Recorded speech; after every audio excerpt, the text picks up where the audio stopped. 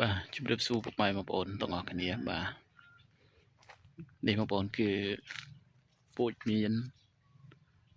ធម្មជាតិរបស់យើងដែលជាមានដូនតាបាទបងប្អូនមើលចកោមផ្លែបងប្អូនបាទផ្លែច្រើនមែនតើបងប្អូនបាទក្នុងមួយចកោមផ្លែឡើងដុំតែម្ដងបាទបងប្អូនមកចកោមមកតែ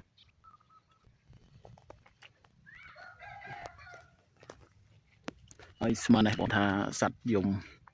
ពីរោះណាបងប្អូនបាទបងមើលផ្លែមែនតើផ្លែល្អមែនតើបាទបងវាខុសពីមានក្រអូបបាទមានក្រអូបផ្លែមួយចំស្អីចាប់ទេផ្លែតិចប៉ុន្តែនៅពេលវាធំផ្លែវាធំបាទហើយផ្អែមឆ្ងាញ់បាទហើយមានយើងនៅនេះក៏វាឆ្ងាញ់ដែរបងប្អូនបាទធម្មជាតិទូចធម្មជាតិទេបាទទូចតែស្ក្រាស់បាទហើយបងប្អូនលើសំឡេងសាច់ខ្ញុំថាពីរោះមែនទេឥឡូ